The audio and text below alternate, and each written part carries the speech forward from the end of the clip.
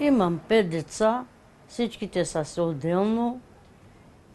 Аз си съм с мъжом ми двама тук в стаята, заедно си живееме. На времето бех в БКС-то метачка. Работих 18 години там. Метех улиците. И после вече как се отвори Гърция, отивах по Гърция. Работех си. Отивахме ние с групата вечер да береме тутун, защото нали много слънце, жега. И вечерта си берехме тутун. На сутринта си прибирахме, закачавахме низите, байнехме си, обедвахме си спехме по цел ден. На вечерта пак отивахме. Така работехме, защото от жегата вечер работехме.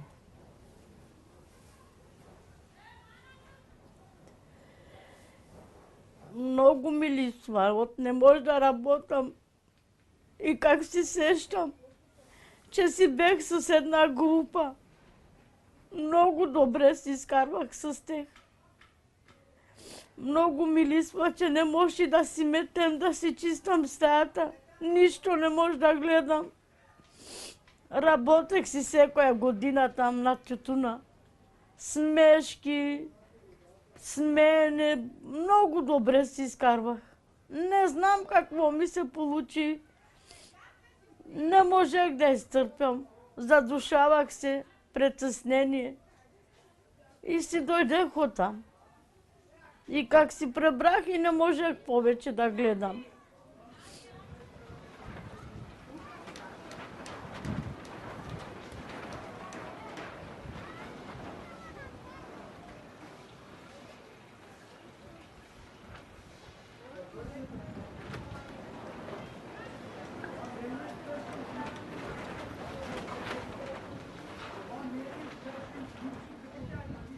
Аз плачех, виках, комшите се сбираха тук при мене, отишаваха ми, не мой плачи, ще мине всичко, успокояваха ми.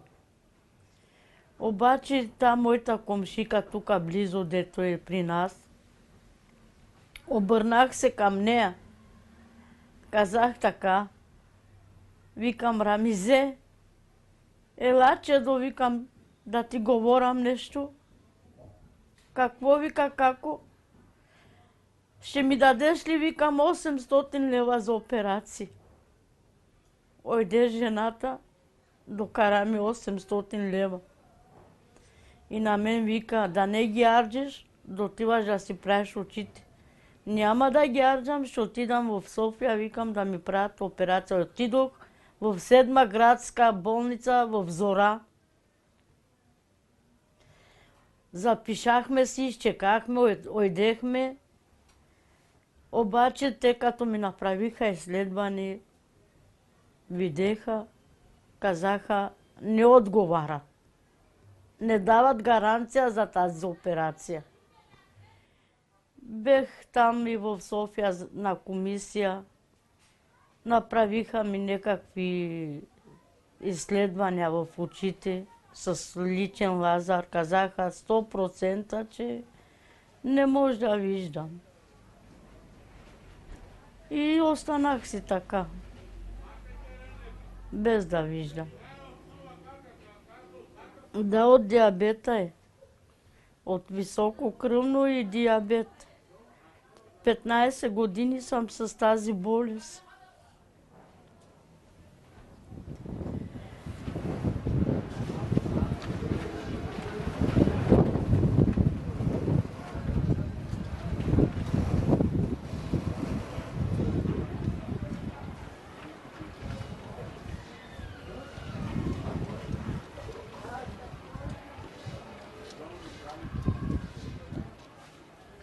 Но сега не ми бива за нищо.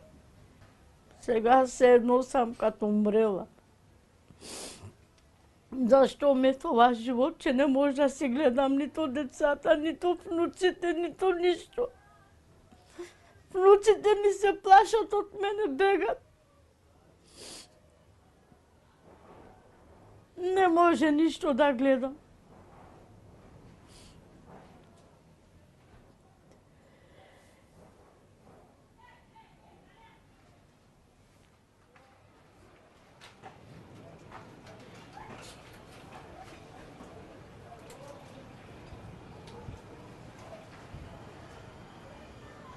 И слава на Господ, че ми дава спокойствие, че ми дава сила да вървя напред. И благодаря на моя мъж, че не ми изостава абсолютно. Всичко той ми помага, той ми байне, той ми облича. Всекоя сутрин ми топли вода, да си подмивам, да се облечам. Дава ми осолина ми слага, дава ми лекарства, дава ми закуска. Всичко той.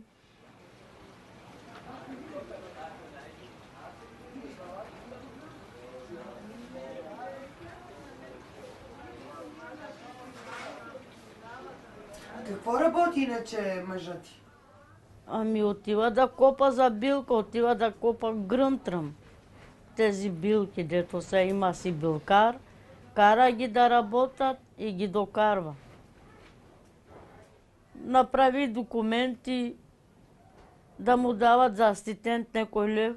Нищо не му дават. Ето трета година не получава нищо. Отива, пита, казва, трябвало да умрат хора, да имат бройки, да го записват, не знам ти що и така. Кога е свободна дъщеря ми, идва и она помага. Няма, аз просто не може да ставам, не може да шетам, не може да гледам нищо, абсолютно всичко ми е тъмно в очите.